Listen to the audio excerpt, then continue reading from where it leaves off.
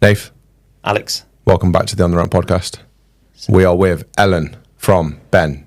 Hello. The Ben charity. This isn't a normal episode. no.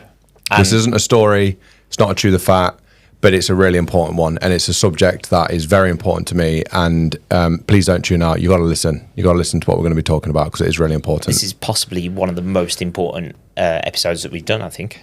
I actually think it is because I think the awareness of what Ben are doing is just critical to the industry. And if it's not for the person that's listening now, you might be a garage owner. You might be fine, but one of your staff members might not be. And I think that this is one of your peers. Yeah. One of your peers, staff members. Yeah, that's it. One of your parts advisors from a supplier. If you have some awareness that someone around you might need some help, I mean, us, after a short debate, we probably didn't appreciate how much support Ben supports the industry. No, and I think it'd be really good to cover some of that off today and some of the things that are actually available to garages. But should we say hello to Ellen because she hasn't spoken? well, before we do, I just want people listening. I don't want you to think that this is going to be a rant or us, telling you how it should be about mental health. None of us are specialists on mental health, right? And I know that it's quite a taboo subject, and some people avoid the subject, and some people are really suffering and want to hear it. But just hear us out because I do actually think that this is, for the independent sector in particular, I think this is quite an important conversation to have. So, Ellen, over to you. Welcome to the podcast. Thank you. Thank you for having me.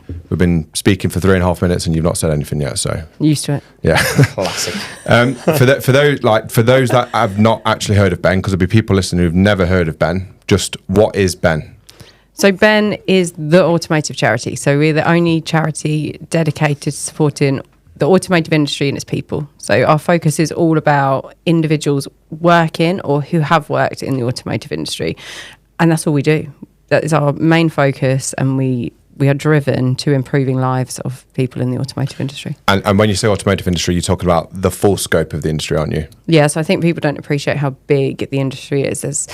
The numbers would say 850,000. I'd probably argue that's probably more with all of the kind of fringe industries that go around automotive, but 850,000 people in the UK. So we're talking at least garage owners, suppliers, OEMs, manufacturers.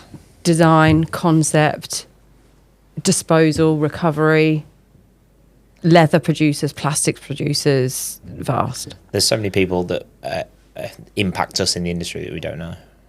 And I think that, so historically you've worked with OEMs, you've worked in corporates. Corporates are in a different position where they have a requirement, don't they, to support charities. Corporate social responsibilities, I think. Yeah, I think we've been around 120 years before cars even existed. So the history of the charity. How do you support automotive if there's no cars on the road? Bikes. Oh, is that what it was? Yeah, started with bikes. I was trying to catch you out then. Have to wake up a bit earlier than that, mate. Yeah, we started with bikes and then moved to the automotive industry as cars became the staple mode of transport. But we have always been there for all of these things. I think when 3 years ago we identified a need we went into COVID and we had to draw back on the face-to-face support that we were offering. So we had to remove the awareness piece that was going out and seeing people. And what happened was we became a bit faceless, and Ben became this kind of veil, and nobody knew what was behind it.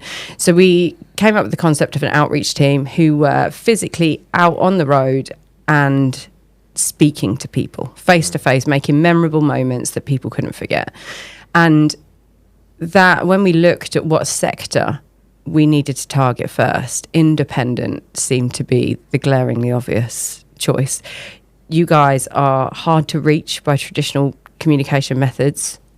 You are quite remote. You're hard to get to physically.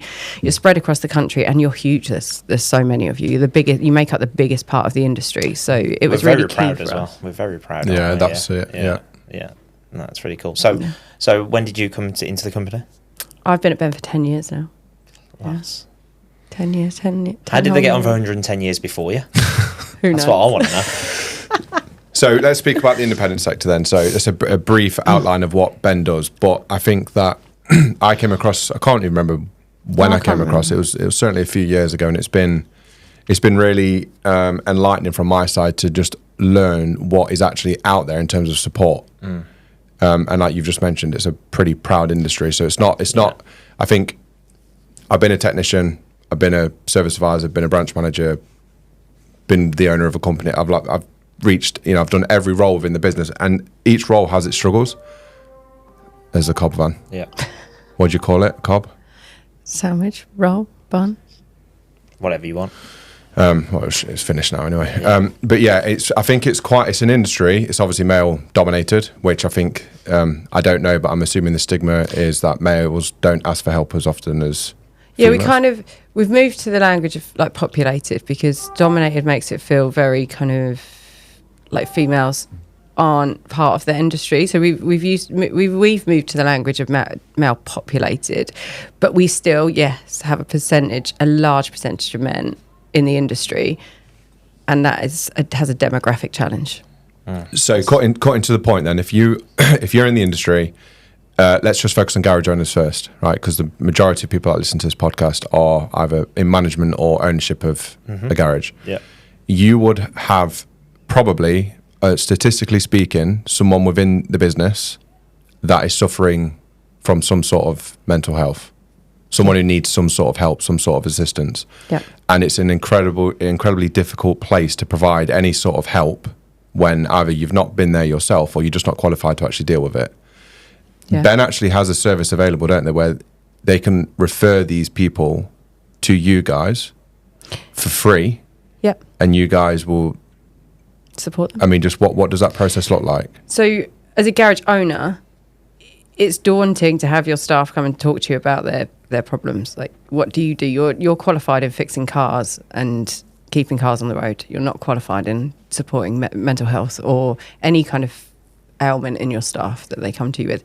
So we provide a referral service. So we would advise, the best way we always want people to do is for you to tell your staff to call us. And they do that because that's the best way. They've made that out of their own free will.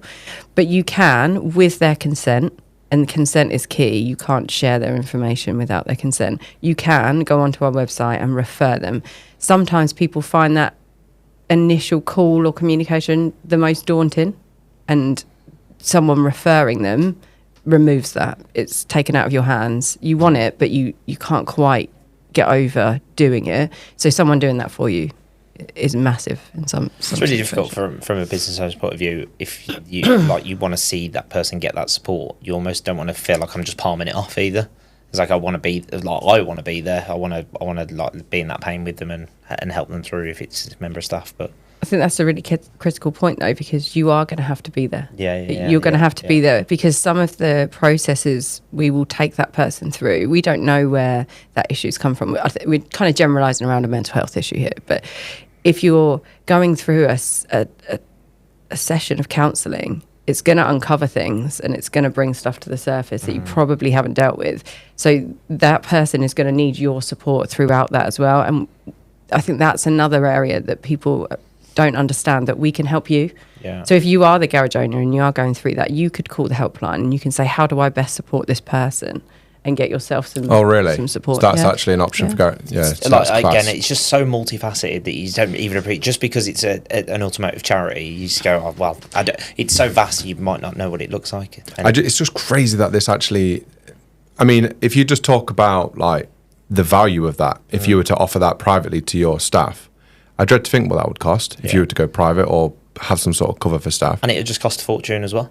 And just not bit like it's the context, isn't it? These people are employed by Ben. Yep. They speak to automotive people exclusively all day, every day. Yeah. Like they get it, don't they? Yeah. So is this like an end-to-end service then? So would they like what happens? So the real key with Ben is that we are an industry charity, not a cause-based charity. So if you were calling, say, Mind, they're a mental health charity. They would support you with your one issue, and they may refer you to other places. But what we do is different. So you would call the helpline. We would do an assessment, and it's not intrusive. It's as much as information as you want to give. But we would look at every element of your life, and that mental health issues generally don't come on their own. There'll be something with them. There'll be a financial concern or a health concern. There'll be something alongside that. It's very rare that someone's just struggling with their mental health.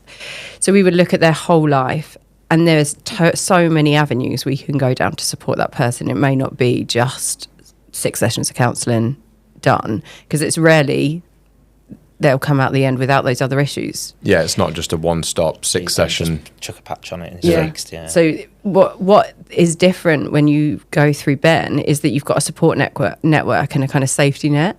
So if you're struggling with financial, we can be working with you to support you in your financial well-being whilst you're going through those sessions of counselling. So when you come out the end of that process, you're in a better place all around, and you've got the coping strategies to deal with the issue that you came to us with originally. So I guess the question is then, if you're again, at the minute we're speaking about garage owners to their team and their staff, what's the reason not to? Like, is there any reason not to offer this service to your staff? The only thing that you wouldn't do is just because of lack of self-awareness. I mean, is like, I genuinely am, and I'm asking you this question directly. If you're listening now, you now know what Ben is. You may have already known what Ben is. Why are you not putting this in front of your staff directly? And I'm talking like posters in the toilets. I'm talking email campaigns internally to your staff. Just a one-on-one conversation. Like, can you imagine?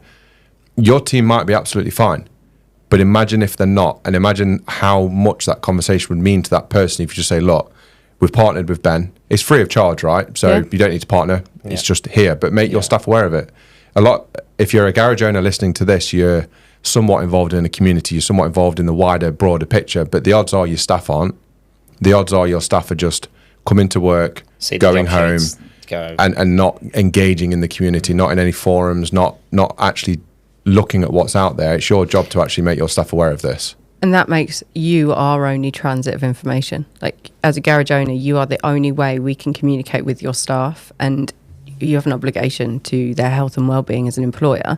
And it's a simple step. The question is, why wouldn't you? Yeah. And I'm being genuine with that. If you're not doing it now, put some very simple strategy in place. I mean, so in Lindley's, we do it multiple ways. We've got posters up. We've got email campaigns, so we do like a weekly roundup. It's slightly different for us because we're a bit bigger, and I'm not suggesting you email your staff every single week with something about Ben, but it's what we do. So we'll email all our staff receive an email, just updating them on what's happening in the company, and there's Ben information there. We've actively referred several staff directly to Ben with their permission. Yeah. Some people that are very close to me have been through that process. Like, I can vouch from, is it first-hand or second-hand experience that this process does actually fundamentally work. And purely from a selfish perspective, it's free. Yeah.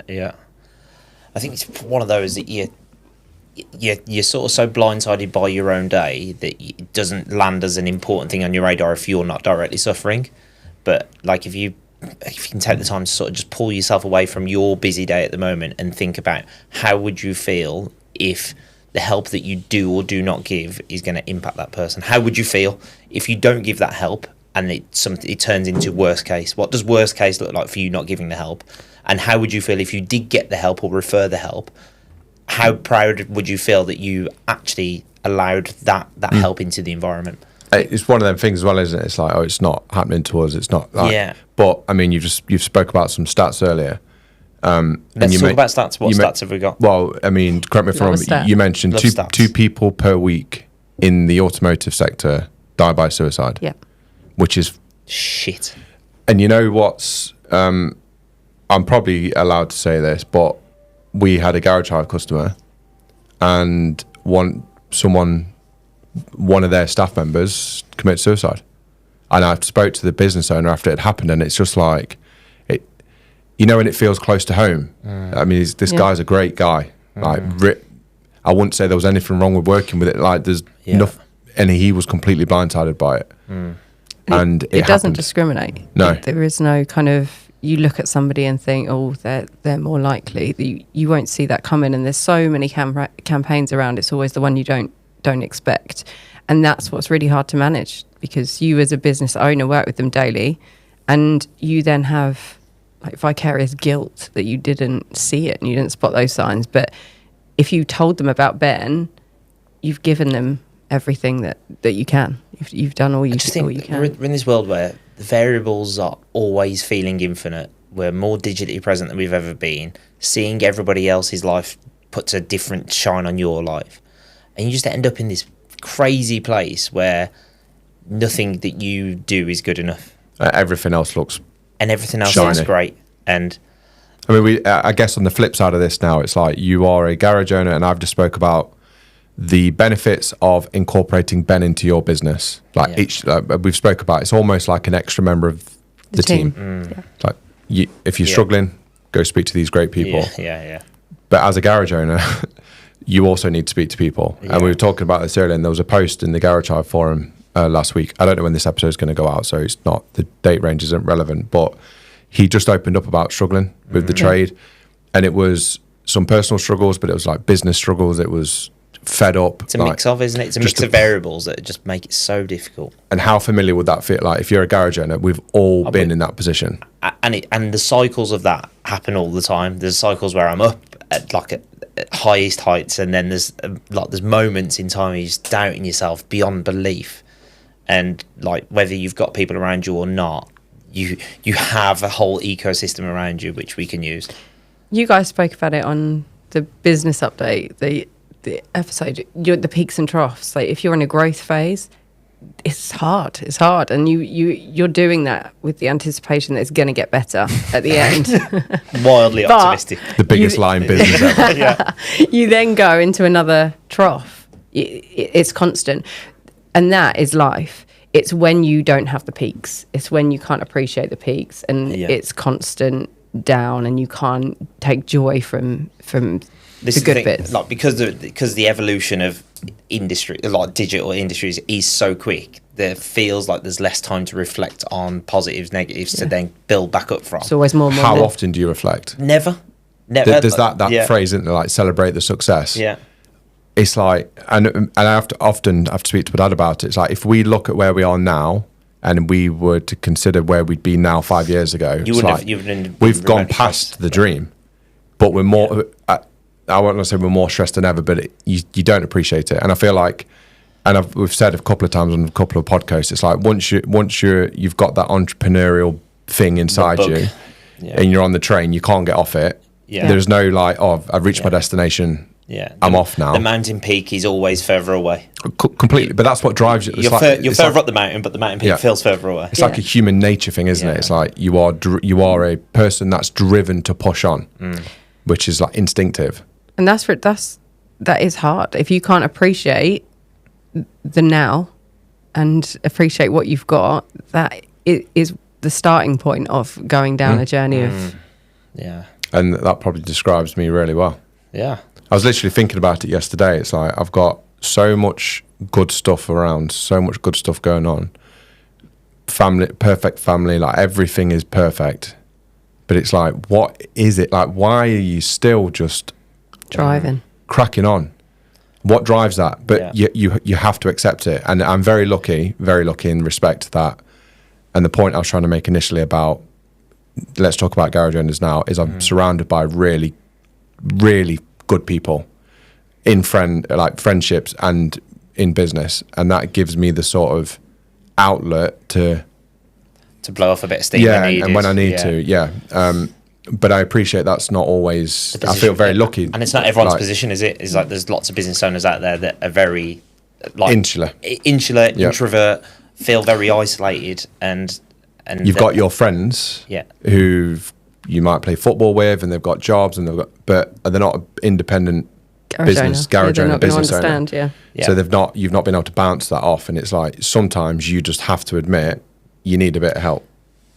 I think we spoke about the cost, and it's a no-brainer, but what we also miss is the cost of not looking after your staff and not looking after yourself. There's that whole adage around you'll keep going until you're forced to stop. And it's so true. If you don't look after yourself now, you can't look after your staff, you can't look after your business, and you will be forced to stop. I think a good thing for someone to reflect on is that how well do you respect things that are free typically? and that might be a reason why you might not engage. But this is something that can't fall under that trend. Just because you don't respect free things typically means that this needs a different level of respect. It's an amazing point, because it's definitely not free. It's just that we offer that's what I'm saying, for free, because it's what we should do for the industry. We know that that's what the industry needs.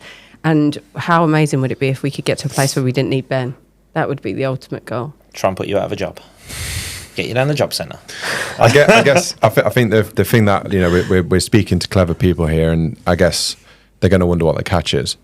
And I spoke to you about this earlier. It's like Ben has done lots of great work in lots of great places within the industry, the wider industry, and corporates are very good at this sort of stuff, but they do have a responsibility to do it. Independent businesses don't have an official responsibility to support a charity. So I guess it's worth speaking about what's in it for the garage to use Ben, but what is the expectation from Ben for the garage? I think, just to clarify on a point, it's not, you don't have an ESG responsibility like a corporate do, but you do have a HSE responsibility to look after your staff and their well-being as much as their health and safety. So if you look at the HSE, there's a really good tick list and checkbox about, are you doing the right things for your staff, for their well-being as much as you're doing for their health and safety. So we're getting to a point, and we're moving down a path where your staff's health and well-being is going to be as important as your staff's health and safety.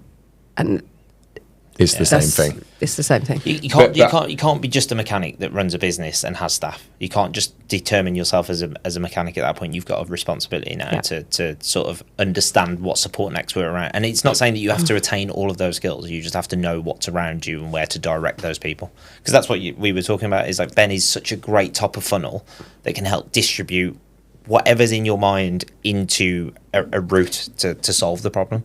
Whereas we have met, and we've probably been, like, you've started in the business as a technician, I started in the business as a tyre fitter.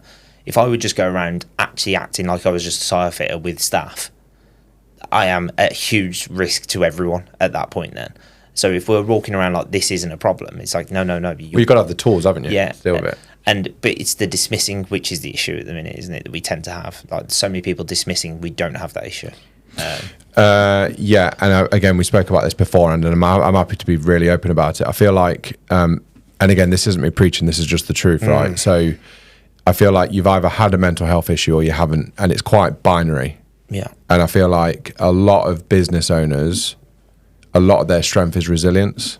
Yeah. And I've got no evidence for this, right? This is just pure feel. Just pure, like, it just makes sense to me that one of the top things that you need to be when you're an entrepreneur or a business leader is you need to be solid all the time. You need to be really resilient. Like, grit and resilience is one of the top things that you need to be able to succeed in business. And I almost feel like that comes with people who are mentally strong, who may have not had any mental illness. But it can't paired with blinkers, which lose the awareness of what's going on around you. But I also feel like, how do you sympathise with someone better than have experienced what they're going through? Do you know what I mean? It's like, if you want to have sympathy for something, you can be really sympathetic when you've experienced it yourself. It's like when you've lost someone close to you. It's like, you can't appreciate what someone's going through unless that's happened to you as well. You can't do, but also at the same time is that the variables aren't always the same anyway. So it's like, you can be sympathetic, but it actually won't solve the problem. You need to be empathetic to move them into something where they can be impartial. I think we've spoken a lot about the demographic of the industry and it being male before we came on. And it's the acceptance that you may be resilient and you may feel strong and you may have never had those issues, but you don't know what's coming, and that could change in a moment. We don't know what's going to happen tomorrow. We see people all the time that have never experienced any kind of trauma in their life. They've never experienced any kind of shaking of their resilience or themselves and in their family even. And then something will happen. And because they've never dealt with that before, they don't have any coping strategies for that. So it becomes more of a shock to that person because they haven't till that point even accepted that their health is a thing. It's fragile. All of our health, our physical health and our mental health is fragile. And if you don't accept that there is risks to that, it's going to come as a shock when something goes wrong. And that, we spoke about it before, and when I was younger, I was really poorly, like really bad when I was late teens. Ended up having to get counselling. I was in a really like shockingly bad place. I don't even really know what it was, but it was some sort of anxiety induced.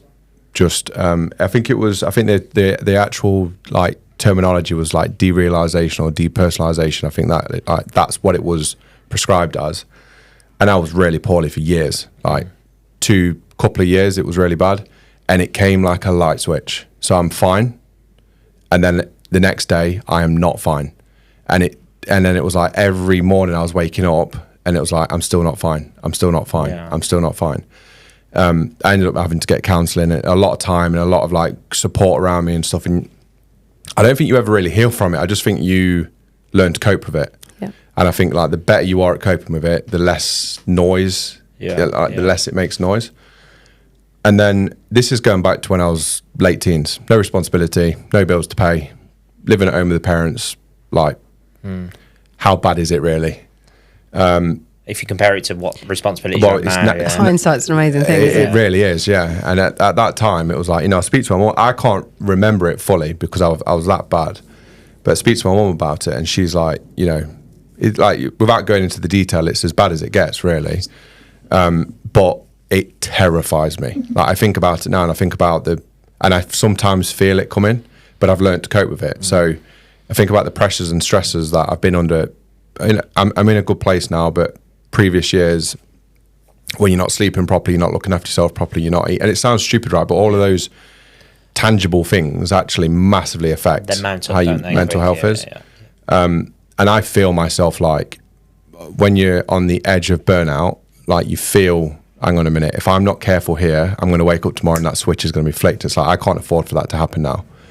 And I really, like, if I see someone going through it, and there's people, probably won't mind me speaking about it, but I'm not going to mention any names, but people within Lindley's who have been in really awful places and they're in positions of real importance. They're under pressure. They're under stress. Yeah. They're not doing well mentally. They speak about it quite openly. Again, they've reached out. Best thing they did was reach out. They got therapy. But basically, you're not healed, but you have the tools to cope with it. Yeah. And I think the point that I'm trying to make, right, again, this is just not a preach, it's you'll be surprised who's been through what.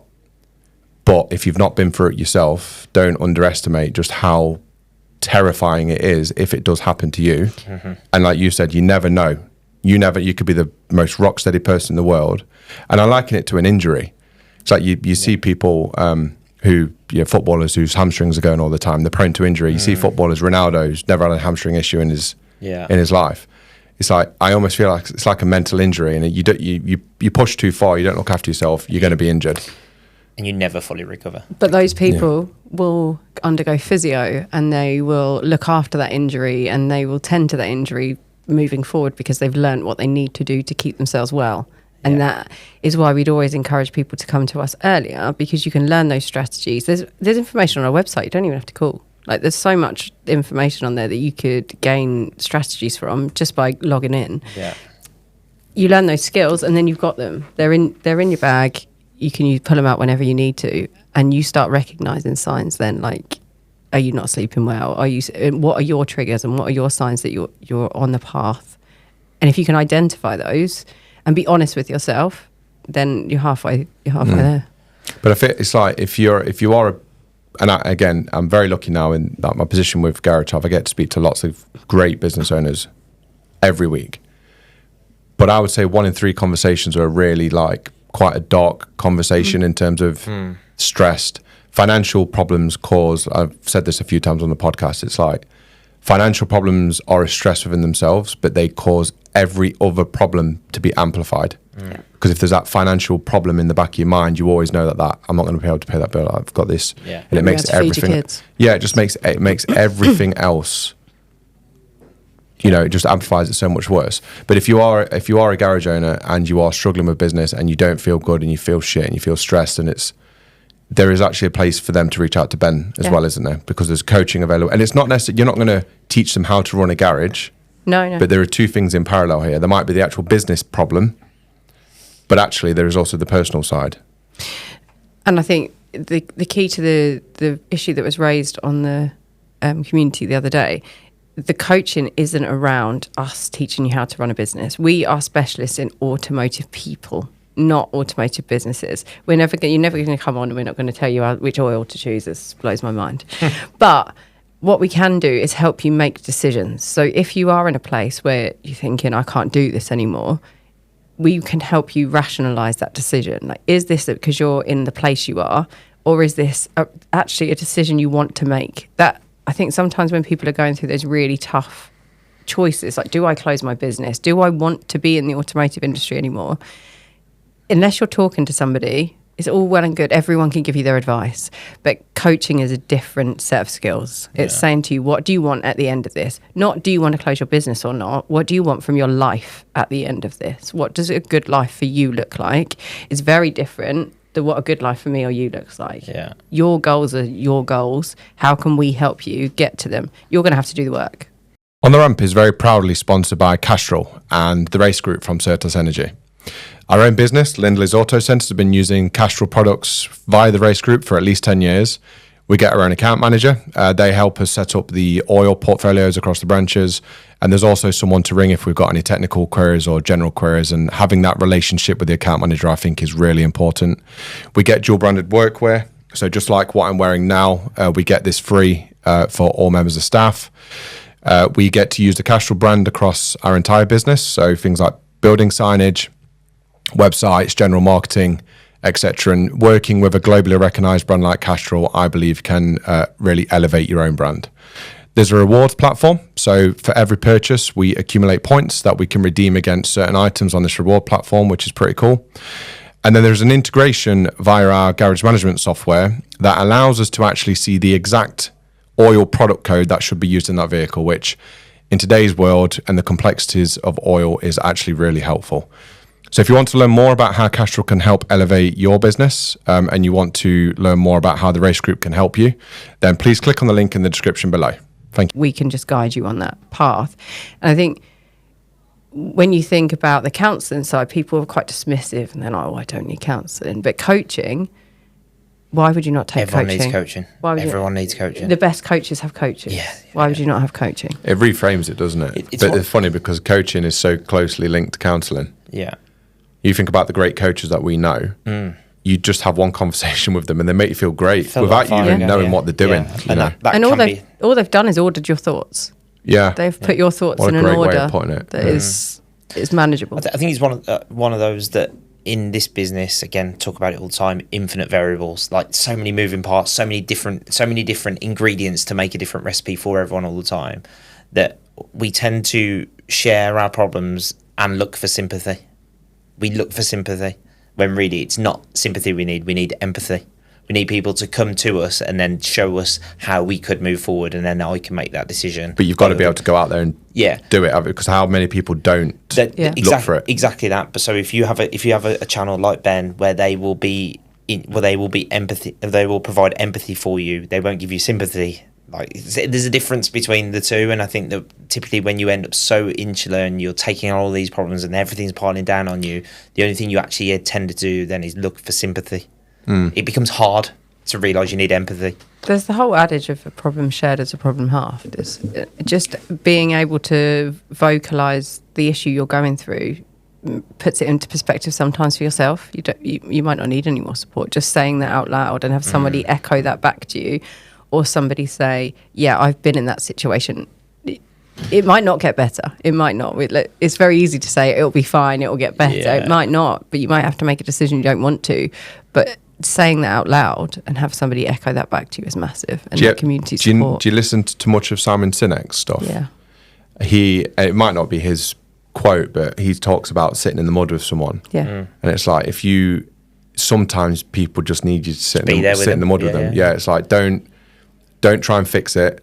Just listen to what they've got to say. That's coaching. That is coaching. That's empathy, not sympathy. There's a completely. It is coaching, but sometimes it is just a case of just speak, just give me everything that you've got, and I'm just going to sit here with you and just listen to it. Hold it. Starts at listening, doesn't it? So it's just active listening. I want to be there with you. Tell me about it. Okay. I think the next level of coaching is then to take that away from you, reframe it back to you and say, so what do you want to do with this? Where do you want to go? And where do you want, after these 6 sessions, where do we want to end up? What's your goal? And identifying that goal. Having a goal and something to strive for is hugely underestimated in terms of our well-being. Like, what is it you want? What makes your life good? What makes a good life for you? I love the reordering of thoughts, because I do speak to a lot of garage owners who are going through a tough time, and I do listen and I will sit in the mud with them, but I will also go into solution mode and not actually ask the broader question of, do you actually do you want this? It's not never on my thoughts, that isn't. It's almost like, how do we fix this? Because you're a garage owner. There's no way out. We're here, so let's get it. It's interesting you said that, because if I showed you a problem with an app or a system, you'd probably say the first thing you'd go to is, what do you want out of it, and what is the solution? Doing nothing. You'd ask both those questions. What's the end goal and what's the risk of doing nothing? Isn't it funny, because we're spending quite a lot of time with a software engineer at the minute, and we have to write epics for stuff. It's like, as a business owner, I want this app to do this. So it's like, right, okay, as a business owner, what do you want it to do? Do you do that for yourself? Yeah, exactly that. And I've started talking to the team in like epics now. It's like, right, what do you want it to do? And it's just, it's leaders, like, is it leaders ask why, or always start with why? What did Simon Sinek say? Is it always start with why? It's like, why? Why do you want this? Yeah, it's really interesting, actually. Yeah. But it's the same when we're diagnosing a car. But I think, again, there is the why, but I think so many garage owners have fallen into that role. Yeah. I was going to say that. How many times have we heard people speak about it's their family business and they feel obligated to keep this business running? The guy I was talking to a couple of weeks ago, top bloke, you all know him, absolute, he's there for anyone at any time, right? I could pick the phone up right now and he'd answer and give me as much time as I want. But he was struggling. And again, family business, super session, it's like, it's all that ingredients is there. Who knows what he would have naturally become had he been left on a path without the family business dynamic. But he's here now. And he's got dependents, he's got kids, he's got family in the bit. It's like, it's all there. Like, you better make it work because you've got it, because there's loads of people. There's a legacy, relying on it. Yeah, and then you've got how much that's changed, haven't you? Again, we've heard people speak about a garage from 20 years ago when your dad owned it. Very different to a garage now. And if he made it successful, why are you not? It's totally different. But again, challenges. the variables are insane. And people, a lot of people in this trade aren't here near because of their own free choice. And that, again, is a psychological underlier, I think, within that. They're not in the trade. Well, I mean, some people aren't in the trade for their own free choice. But there'll be business owners listening to this thinking, how the hell did I get here? How the hell do I have 4 employees? Why have I got to, what's that? Why have I got to do account? Why have I got to learn accounting, marketing, HR, law, as well as fix cars in the technology that's moving at 100 mile an hour? So with costs spiraling out. I need to flip that for somebody that's come into the trade that is an absolute enthusiast, that loves the trade and loves to work with cars, and they've bought themselves into an ecosystem where that business owner's put this either an illusion or actually you're trying to put this actual opportunity in front of them and say that this is a great place to work. That employee could flip this and go, I think you need some help. There's an employee out there which has an amazing self-awareness, that loves the trade, that could go, actually, I might try and take a different approach here and go and speak to the business owners. Like, is everything okay? Can I speak to you on a level? Well, it's certainly not most people out of the stride. Wouldn't it really? Yeah. But how incredible is it that you have a team of people that all have different skills, different backgrounds, different personalities that could support that business? Like, it's not. I think there's an acceptance, and again, there's an ego, and there's a situation where it's not all on you. That you have a team around to support you who are probably really willing to help you if you let them. You've got a community that are really willing to help you if you let them. You've got a charity that are really willing to help you if you let them. It's down to you letting them. You have to let people help you. Drop the barriers. It's difficult, isn't it? Because if you are listening to this and you do feel like that, I'm not sure how you get over that. The one thing I've always been okay at is like getting help from others. I'm not talking about getting help like health related help. I'm talking about seeking guidance and seeking like better ways to do things and just taking the shortcut to a piece of knowledge. Yeah. It's like that, again, an example of that post, right? So it's the Garage Hive community, and big up to the Garage Hive community because the response was insane. Yeah. A chap put something on there, and it's such a typical post of, I've just lost a member of staff. I'm stressed with this. I'm stressed with that. I'm feeling like I'm ready to give up. I'm fed up. And he had 20 plus responses of people who don't know him in a quick period. Mobile numbers, ring me, ring me. Let's do this. Let's do X, Y, and Z. And it's like that. These people, these are busy business owners whose time is extremely valuable, and it was there. Just take what you want now. Yeah. Now it's down to that guy to take action and do the right thing and speak to the right people. Do you think it's always easy to give help than it is to receive help? So 100%. So like how many of those, like, and I obviously don't want to look at any names, but it's like how many people that give their number out would actually honestly be able to go, I can identify that this is my time now to go and. You know who I think when you first say that is Dave Massey. Yeah. It's like he's very open about the struggles that he's been through. He will drop anything for anyone at any time. If he's never spoke to you, shout out Dave. Legend. He really is an absolute legend, right? Yeah. And I love the man to bits. He is one of those people that will help more people before he helps himself. Yeah. No question about it whatsoever. And I think that it does make you feel good, doesn't it? Like if you offer help to somebody, it does make you feel good. I think it comes from a good place of self-awareness now that Dave will take care of himself, though. Well, he is, he is doing completely. But he'll openly say he learned that the hard way. Yeah. Well, he did, because when he came on the podcast and he was talking to us about how dark it got for him, no one knew. No. He's out helping other people. Yeah. And then struggling to the maximum with his own, with his own situation. So exactly what we're saying. Do you know when you're on a plane and the plane's going down and the masks come down, put your own mask on first. You can't pour from an empty cup. There's so many analogies. You need to analogize however we want. There's an amazing ecosystem there for us to get help, and whether you need it or your team, we must start to engage with it. So how do let's talk about the trajectory of companies that have started to engage. Is that growing? At what rate is that growing in this industry? So we've set ourselves the most ambitious challenge I think we've ever set in our 120 years. So in the next 5 years, we're hoping to get from 1 in 5 people aware in the industry to 1 in 3. That's huge. That's huge. Is that independent industry or is that full industry? That's full industry. So you say 1 in 5. I don't think it's 1 in 5 in the independent sector. No, I'd say it's less. Be interesting to know what that is. Yeah. I think I'll have a look. If how many independent garages are there? 33,000? Something like that, 33,000 independent businesses. So, it's a big mountain to climb, but if we can... And I think we have made roads into the industry via amazing communities like Garage Hive and going to things like Automechanica and being really visible in the industry, but you do see the same faces. Yeah, you do. Yeah. And that's incredible, because what it's done is take you guys on a journey where you are willing to support us and you are willing to advocate on our behalf, but your networks are only as big, they're not 33,000 garages big, so there's a challenge in how we do that. So what's the plan, and how can the independent garage community help with that?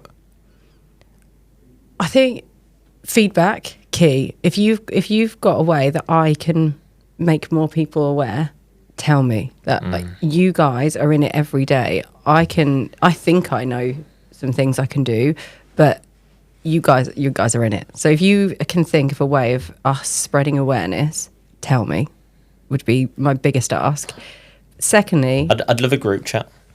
Oh, can you imagine? Big group chat. A big group chat, like 36,000 strong group chat. But imagine a group chat for my team, as in that say, right, this is a group chat, and then whenever you want to send a message, here's a private. It just creates a private thread. It's like this is the chat. This is the number. It's like, and whenever you send something in, it's private. That'd be pretty cool. We got to sort of we got to either reverse engineer how we can make everyone feel entirely comfortable to know. You know what? You talk about staff. Yeah, staff. Yeah. I think it's key to say now that this is totally confidential, and this is part of the challenge for me. Is I want to shout about the amazing things that we do, but if you call us and you don't want to tell your story, I don't know that story. My team don't know that story, and most people don't want to speak about it. And that's completely fine. Have you got a story you could tell for us to contextualise? So many people are willing to talk about it, but not enough to spread that. Okay, give me one epic story that you had recently. Spoke to a lady yesterday in a domestic violence situation. Right. She called the helpline. She couldn't afford to. She made a break from the relationship. She couldn't afford to pay her rent. She couldn't feed herself. So she called us. We, within 10 minutes, had provided her a food voucher. So she went and did a massive food shop. While that was happening, we pulled in domestic violence resource and we looked at all the solutions. It wasn't financially viable for her to stay in that accommodation. She couldn't do it. So she made the choice to move back to her family's. And when she was in that supportive network, we then put her through counselling to bring her out the other side. She is very open in saying that the strategy she learnt in that session, she uses daily. So she identifies those triggers and she uses those techniques daily to do that. And would you have considered, obviously, because the environment that you provide with the family and the environment that you've come from your family, would you have ever considered domestic violence to be a thing? I can't say no. But again, it comes back to my point. Yeah. If you've not, you can only really properly, truly sympathise with something you've been through. Yeah. Domestic violence in this conversation, in my mind, hasn't even come to mind. So how many business owners out there can be 100% certain that someone in their ecosystem isn't going through domestic violence? You can't. The odds are someone is. Someone is that doesn't know about it. And it's how do you, and there's multiple reaches, and there's reach from garage owner to garage owner. I genuinely mean this when I say it. It's your obligation to make the industry aware of Ben. Give me a reason why not, right? Just, if you don't agree with it, I'd want to hear it. I want to hear it. Yeah. If you do agree with it, you're going to know a garage owner. Just, have you heard of Ben? Yeah. Just have a look. It's free. Get your staff using it. So there's peer-to-peer, and then there is make your staff fully aware of what. Yeah. And then there's your supply chain network. You guys have parts coming in and out. You have all sorts of different trades that are automotive working with you, part suppliers. Just the delivery drivers. Well, we have a lot. It's funny because we actually have quite a lot of reps and drivers listen to On The Ramp because it's a bit of noise in the background when you're driving. So if you're in a van now and you're listening, or you're rep on the way to a garage, just have a conversation. What is it? It's a minute out of your day. Yeah. And you never know what the knock-on effect of that would be. And are the garage telling you, and are you telling the garage? If you have access to multiple garages, that's incredible. That we can't get to every garage. We can't get to every 36,000 garages. You've got an amount of funds, haven't you? Yeah. And they all go to helping people. Yeah. It's not like you've got unlimited funds to get this message out there. And it must be an expensive machine to run. It is really expensive. Yeah. That's going to get more expensive the more people know about it. This is the thing, isn't it? It is, but obviously, how much would it take us to be a viable support? So what do you need from a business to be a viable support back in? I think there's a cycle, isn't there? I think you have to become aware of Ben. You have to understand the value. No one's ever going to give anything to anyone if they don't understand the value of what they're doing. So once we start raising awareness and people start understanding the value, and people are so brave to tell their stories, and that is the value. When you know somebody that's open and they're going to tell you their story, or somebody publicly shares their story on socials, it's incredible for us because it's a huge impact. Yeah. On people. So if you then know about Ben, you understand the value, you then start sharing that information, you will never know if your staff have used it. They might come and tell you, they might be open enough to come and tell you, but the odds are they won't. The odds are they won't. We answered 15,000 calls last year. We have 20, 30 people willing to talk about their experience out of 15,000 calls. There might be more, and if you are willing to talk, then please let me know. Feel sorry for your marketing team. It's a hard graft. Got any case studies? It's hard to come by. 0.01%. But it's a key point for us to raise. It's a struggle for us, but that's an us problem. Yeah. We have to find ways of showing value that aren't people's stories, because people have to trust that it's totally confidential. I'm not going to share your story if you come to us. I'm not even going to know. If you walk up to me at a show and say, did my manager of my garage call? I don't know. And then I'm never going to be able to find that out for you. Unless there's something that's an emergency that needs to go outside of us that we can't, that we would have told you, no one is going to know that you've called. So yeah, it is a marketing challenge, but we move on. And then I think once you see the value, you take ownership. We spoke on when we were at Automechanica about Ben being part of your team. You'd pay a member of your staff part of your team. You value their input. So then we'd hope that you see the value of Ben, and then you adopt Ben as your industry charity, and you see the value of that, and you want to give back. So that there is a fundraising ask. We can't shy away from the fact it costs a lot of money. You said earlier how much this would cost to go private. Yeah. So how much does it cost? So if I said that, look, I want to support Ben, what do I need to pay per employee for you to go? That would really help us. So we work on a roughly a £2 per person per month is what we do. Yeah. And we have a product called Ben Life that we are rolling out to employers that kind of packages Ben's products in a way that employers can see the benefits to their employees.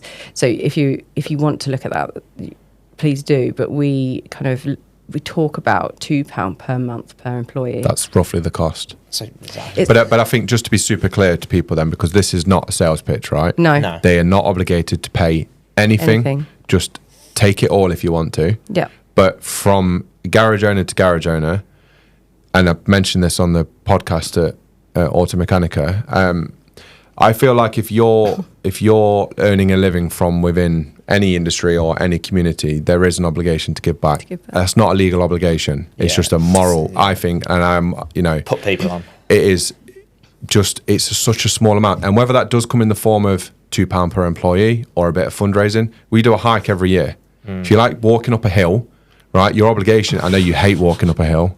And for those, she's laughing, she's not very good at walking up hills. But we're going to get over that, aren't we? We're going to have a better time this year. Get a sled. I can't wait. But there's so much fundraising. Like, even if you don't commit, right? Even if you don't commit to this monthly thing, which I think is it's such a small, trivial number in the grand scheme of things. It is after an event. In the moment of chaos and carnage, the last thing you want to think about is like whatever is comfortable, I suppose. I think it's key to point out that that's not what it costs. Like, that's what. If everyone could do that, that is what would fund it would the help. Support. Yeah. It costs way more than that to support somebody. Way more. Than Yeah, that. Of course. Yeah. So en masse, the independent sector donating would make a huge difference, incredible difference. You guys are massive. Where does most of the funding come from? Currently, manufacturing OEMs. Okay. So yeah. So if you do want to help support, well, first of all, get the word out there. Commit to a monthly. I mean, what we're talking, £20 a month if you've got 10 employees, and then you can, if you want to use it selfishly, what better social content is there than you are actually supporting the charity that supports your industry? Like, it makes for a great story. You think about what the attraction for trying to get people into the business is that we provide a full suite ecosystem. Well, it's no different from having that person in your if you've got problems, we've got these people that we work. We're in partnership with Ben. Can have someone for £20 a month, not on the payroll. Yeah, just put us in a back cupboard. Pull us out when you need us. But we'd want you to be doing more proactively. My ask would always be that you don't wait until crisis. You kind of encourage people to support, and you front those conversations. We made a really big point of fronting stats recently to start conversations. You said earlier, 2 people a week die in this industry needlessly for no need. From suicide. Or you can come and walk up a hill with us if you want. Or you can race across Britain. There's all, like, to be fair to you guys, very creatively creating these ways in which people can fundraise, and it's great fun. Like, when we're walking up a hill, it sounds stupid, but when we're doing a hike up one, we're just out in fresh air with a load of mates. Like, I want to say we're having a chat, but I can't breathe. No. But it's for a good cause, so you can actually have fun whilst supporting. If you didn't exist in the industry, what's the option? What's the alternative? I always ask people this: if your staff came to you with a problem, and we didn't exist, what would you do? So the question again to the listeners is: if you don't know about Ben, you've not told your staff about Ben, you're not using Ben, what are you doing? What are you doing? Yeah. Going private? NHS? Yeah.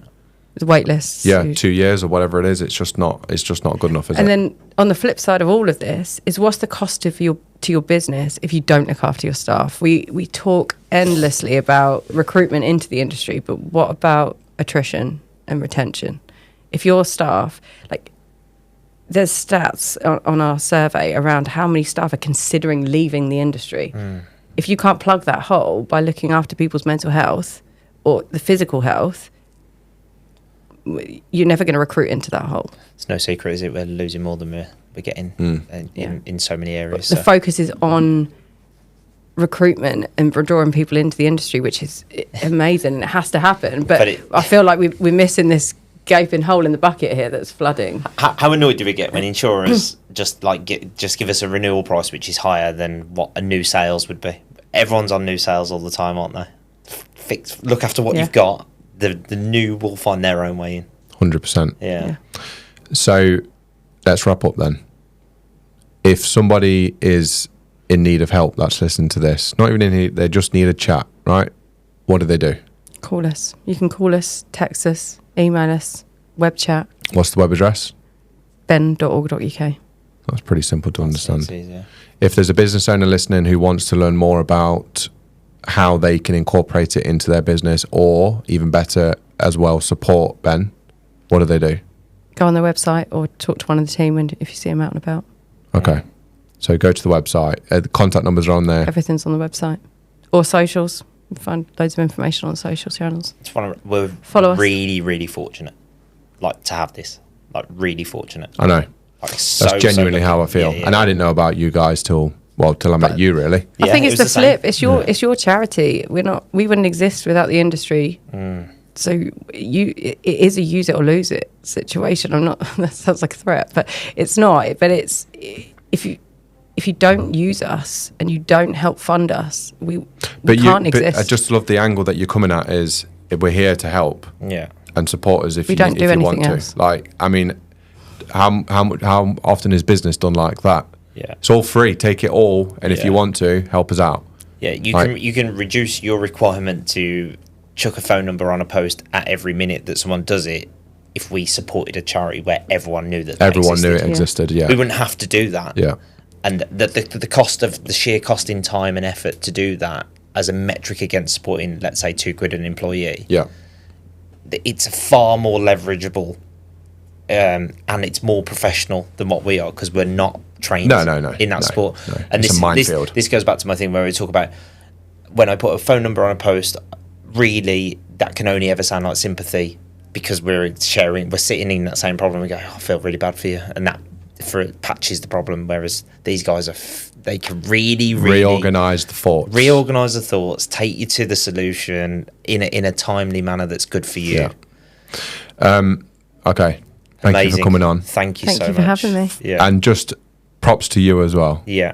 Thank you for doing a great job. I have seen the work that you're doing across various shows, and it's been great to meet you. It's been even better getting to know you better in the work that you guys are doing. And genuinely, you can't put a number on it, but I'm pretty sure that the work that you've done has had some probably significant impact on certain lives. So keep up the great work. We definitely back you. On the Ramp is 100% behind Ben and the work that you do. Yeah.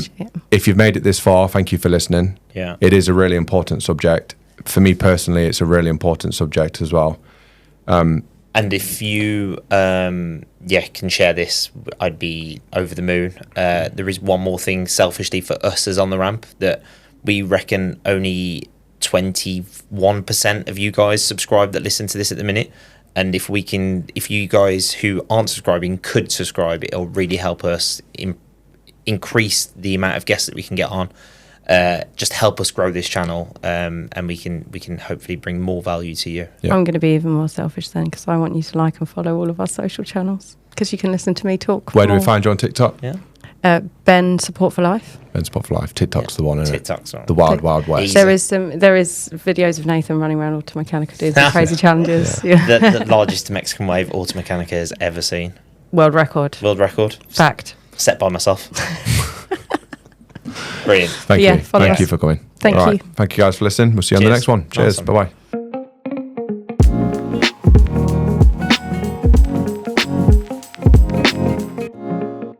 Bye-bye.